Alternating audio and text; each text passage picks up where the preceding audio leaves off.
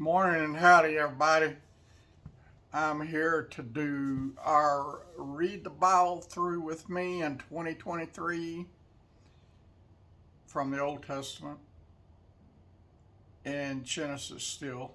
Genesis is a big book. And then this evening I'll be back to do readings from the New Testament. We finished chapter 37 yesterday. I'll start with 38 right this minute. Came to pass at that time that Judah departed from his brothers and visited a certain Adullamite whose name was Hira. And Judah saw there a daughter of a certain Canaanite whose name was Shua, and he married her and went in to her. Who are we talking about here? Judah. So she conceived and bore a son, and he called his name She conceived again and bore another son, and she called his name Onan. And she conceived yet again and bore yet another son, and called his name Shelah. And he was at Shezeb when she bore him. Then Judah took a wife for his firstborn, and her name was Tamar. But Judah's firstborn, was wicked in the sight of the Lord, and the Lord killed him. And Judah said to Onan, Go in to your brother's wife and marry her, and raise up an heir to your brother. But Onan knew that the heir would not be his, and it came to pass, when he went into his brother's wife, that he emitted on the ground, lest he should give an heir to his brother. And the thing which he did displeased the Lord. Therefore the Lord killed him also. Y'all don't be messing around with the Lord. The Lord tell you to do something, do it. Then Judah said to Tamar his daughter-in-law, Remain a widow in your father's house till my son Shelah is grown. For he said, Lest he also die like his brothers. And Tamar went and dwelt in her father's house. Now in the process of time the daughter of Shua, Judah's wife, died, and Judah was comforted, and he went up to his sheep herders at Timnah, he and his friend Hira the Adullamite. And it was told Tamar, saying, Look, your father-in-law is going up to Timnah to shear his sheep. So she took off her widow's garments, covered herself with a veil, and wrapped herself, and sat in an open place which was on the way to Timnah, for she saw that Shelah was grown, and she was not given to him as a wife. When Judah saw her, he thought she was a harlot, because she had covered her face. Then he turned to her by the way and said, Please, let me come in to you. For he did not know that she was his daughter-in-law. Oh my goodness. So she said, What will you give me that you may come in to me? And he said, I will send a young goat from the flock. So she said, Will you give me a pledge till you send it? Then he said, What pledge shall I give you? So she said, Your signet and cord, and your staff that is in your hand. Then he gave them to her, went in to her, and she conceived by him. So she arose and went away and laid aside her veil, and put on the garments of her widowhood. And Judah sent the young goat by the hand of his friend the Adullamite to receive his pledge from the woman's hand, but he did not find her. Then he asked the men of that place, saying, Where is the harlot who was openly by the roadside? And they said, There is no harlot in this place. So he returned to Judah and said, I cannot find her. Also the men of the place said, There was no harlot in this place. Then Judah said, Let her take them for herself, lest we be shamed. For I sent this young goat, and you have not found her. And it came to pass about 3 months after, that Judah was told, saying, Tamar, your daughter-in-law, has played the harlot. Furthermore, she is with child by harlotry. So Judah said, Bring her out and let her be burned. And when she was brought out, she was sent to her father-in-law, saying, By the man to whom these belong, I am with child. And she said, Please determine whose these are, the signet and cord and staff. So Judah acknowledged them and said, She has been more righteous than I, because I did not give her to Shelah my son, and he never knew her again. And it came to pass at the time for giving birth, that behold, twins were in her womb. And so it was, when she was giving birth, that the one put out his hand, and the midwife took a scarlet thread and bound on his hand, saying, This one came out first. Then it happened, as he drew back his hand, that his brother came out unexpectedly, and she said, How did you break through? This breach be upon you. Therefore his name was called Perez. Afterward his brother came out, who had the scarlet thread on his hand, and his name was Zerah. Now Joseph had been taken down to Egypt. Remember, Joseph got sold by his brothers to some Shunammite, and they took him to a slave auction in Egypt, and Potiphar was the officer that won him at the auction.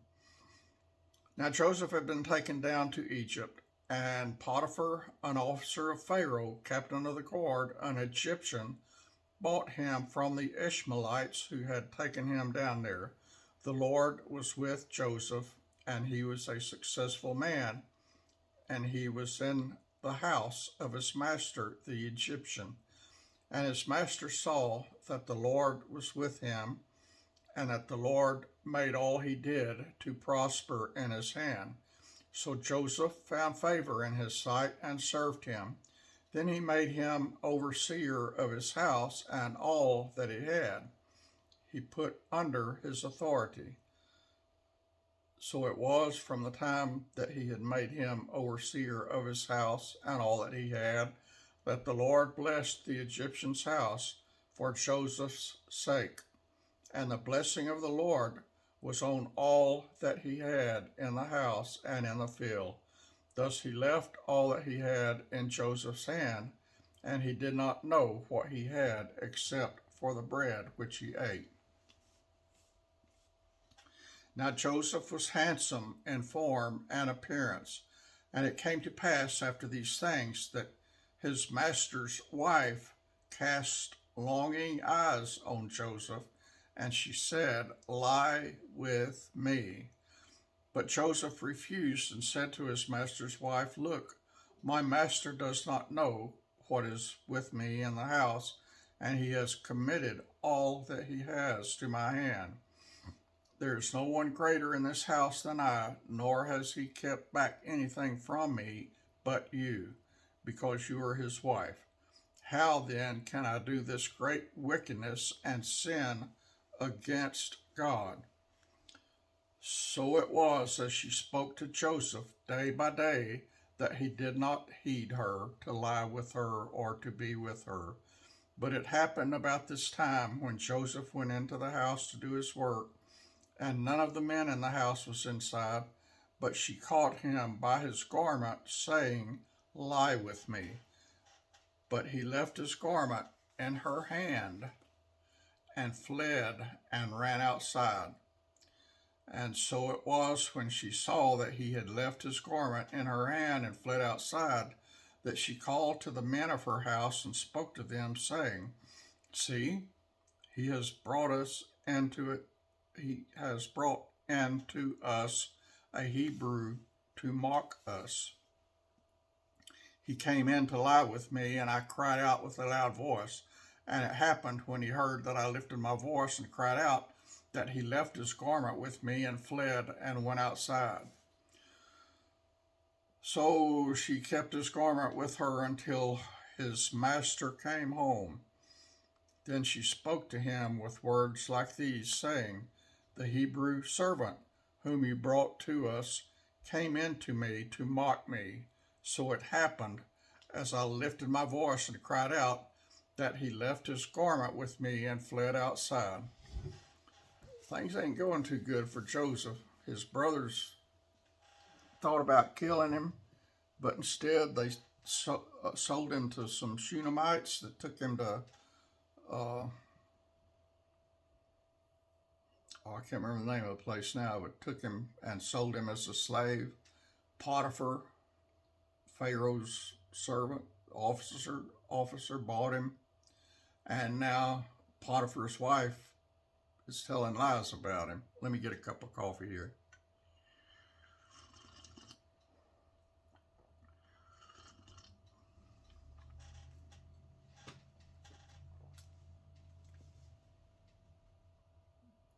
So it was, when his master heard the words which his wife spoke to him, saying, "Your servant did to me after this manner," that his anger was aroused.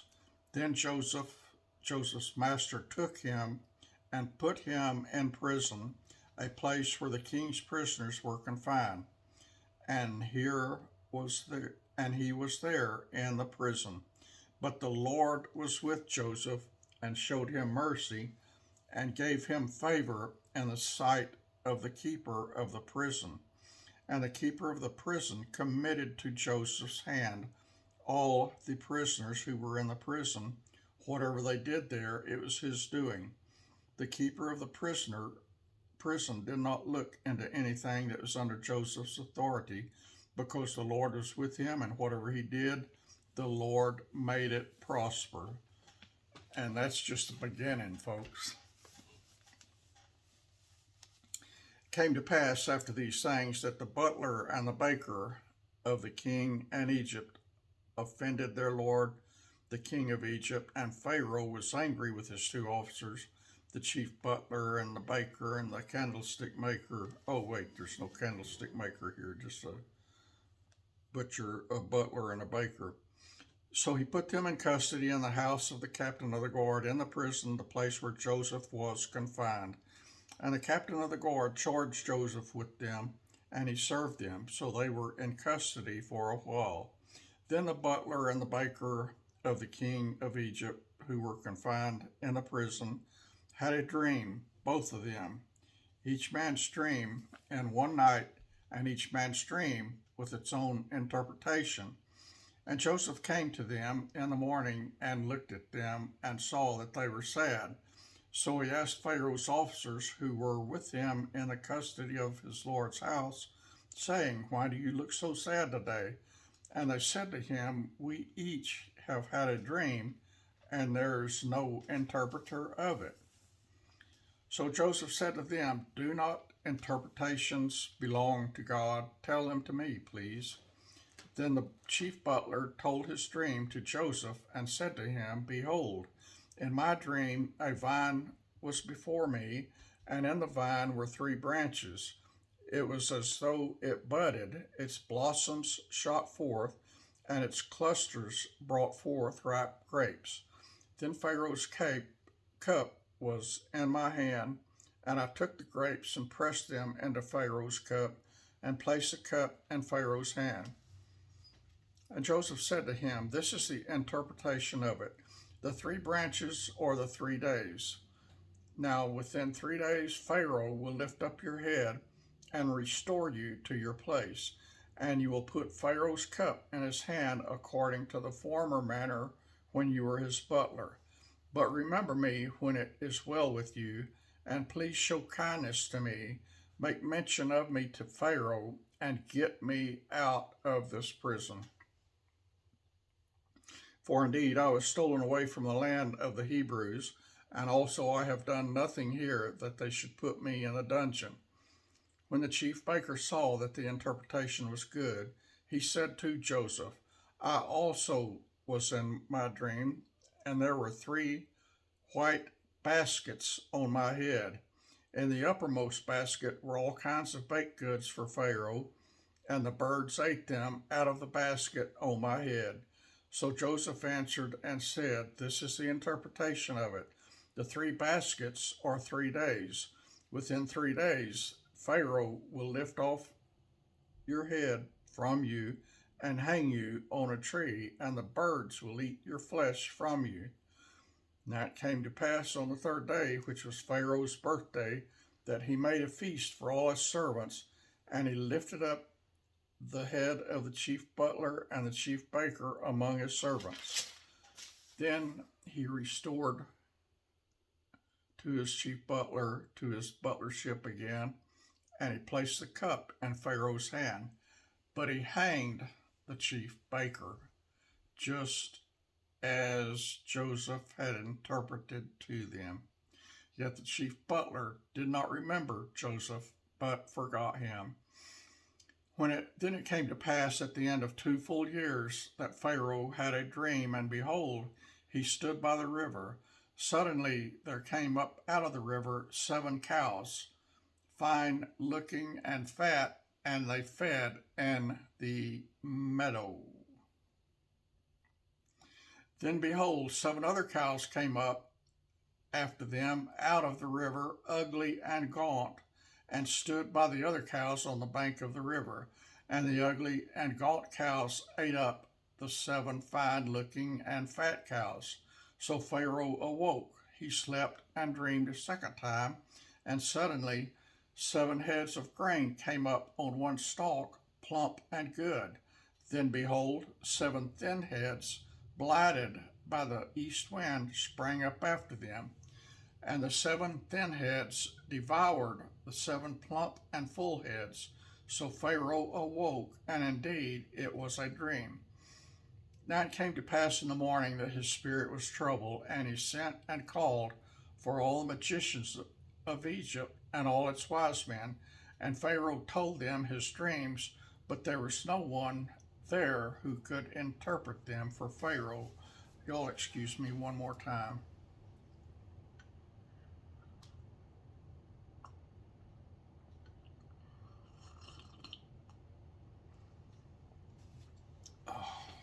I like my coffee in the morning, and it's cold here. Tomorrow's high, not the low, but the high for tomorrow is 11 degrees, and the low for tomorrow is -7. So I may have a hat on my head, a stocking hat on my head tomorrow. All right, here we go. Then the chief butler spoke to Pharaoh, saying, I remember my faults this day, when Pharaoh was angry with his servants and put me in custody in prison in the house of the captain of the guard, both me and the chief baker and the candlestick maker. Oh, wait, the candlestick maker's not there. We each had a dream in one night, he and I. Each of us dreamed according to the interpretation of his own dream. Now there was a young Hebrew man with us there, a servant of the captain of the guard, and we told him, and he interpreted our dreams for us. To each man he interpreted according to his own dream. But it came to pass, just as he interpreted for us, so it happened exactly as Joseph had interpreted. Y'all remember that? He restored me to my office, and he hanged the other one.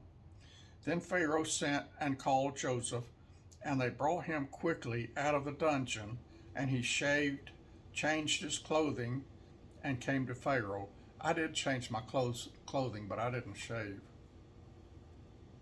So, all of you Pharaohs, I apologize. And Pharaoh said to Joseph, I have had a dream, and there is no one who can interpret it, but I have heard it said that you can understand a dream and interpret it. So Joseph answered Pharaoh, saying, It is not in me. God will give Pharaoh the answers of peace. Then Pharaoh said to Joseph, Behold, in my dream I stood on the bank of the river. Suddenly 7 cows came up out of the river, fine looking and fat, and they fed in the meadow. Then behold, seven other cows came up after them, poor and very ugly, and gaunt, such ugliness as I have never seen in all the land of Egypt. And the gaunt and ugly cows ate up the first seven, the fat cows. So when they had eaten them up, no one would have known that they had eaten them, for they were just as ugly as at the beginning. So I awoke also in my dream, and suddenly seven heads came up on one stalk, full and good. Then behold, seven heads withered thin, and blighted by the east wind, sprang up after them, and the thin heads devoured the seven good heads. So I told this to the magicians, but there was no one who could explain it to me. Then Joseph said to Pharaoh, the dreams of Pharaoh are one. God has shown Pharaoh what he is about to do. The seven good cows are 7 years, and the seven good heads are 7 years. The dreams are one, and the seven thin and ugly cows which came up after them are 7 years, and the seven empty heads blighted by the east wind are 7 years of famine. This is the thing which I have spoken to Pharaoh. God has shown Pharaoh what he is about to do. Indeed, 7 years of great plenty will come throughout all the land of Egypt, but after them 7 years of famine will arise, and all the plenty will be forgotten in the land of Egypt, and the famine will deplete the land. So the plenty will not be known in the land because of the famine following, for it will be very severe. And the dream was repeated to Pharaoh twice, because the thing is established by God, and God will shortly bring it to pass.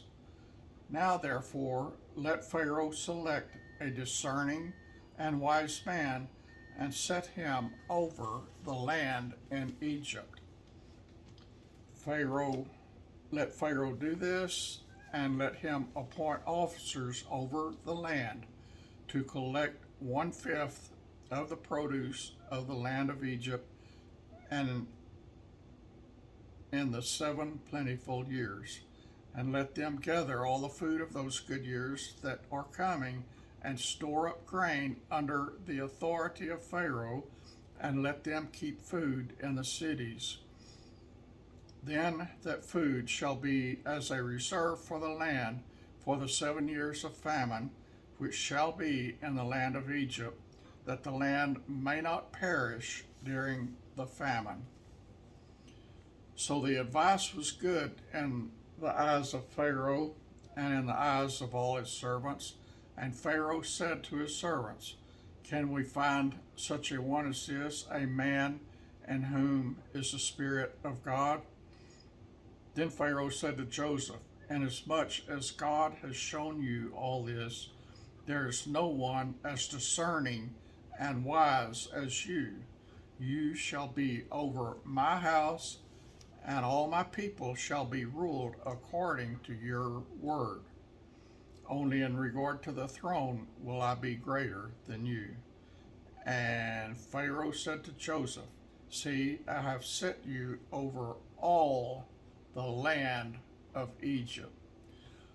So the little lad with a coat of many colors was almost murdered by his brothers who were jealous. Instead, they sold him into slavery. Potiphar bought him. Potiphar's wife wanted to sleep with him, and he kept telling her no, so she created a lie that he tried to rape her, had him put in prison. Pharaoh needed a dream interpreter. Some prisoners that Joseph had interpreted dreams for told Pharaoh about him. Pharaoh bailed him out of prison, took him to his castle, Joseph interpreted his dreams for him, and Pharaoh put him in charge of everything. He was second in command in Egypt. Joseph was second in command in Egypt, only under the Pharaoh. So Joseph's doing pretty good, but that's not the end of the story, folks. The end of the story gets even better. All right. Then Pharaoh took his signet ring off his hand and put it on Joseph's hand, and he clothed him in garments of fine linen and put a gold chain around his neck. And he had him ride in the second chariot which he had, and they cried out before him, "Bow the knee."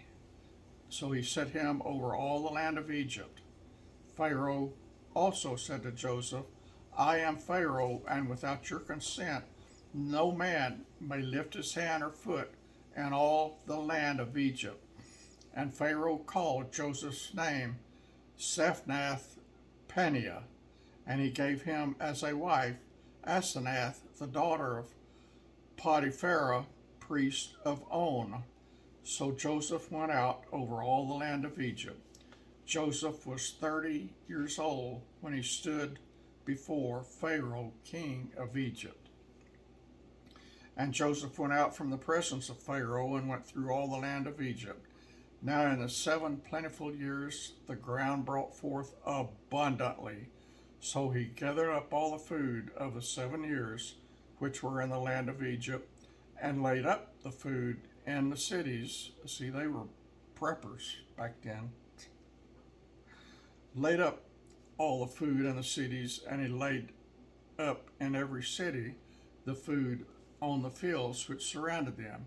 Joseph gathered very much grain as the sand of the sea, until he stopped counting, for it was immeasurable. So to Joseph were born 2 sons before the years of the famine came, whom Asenath, the daughter of Potiphera, priest of On, bore to him.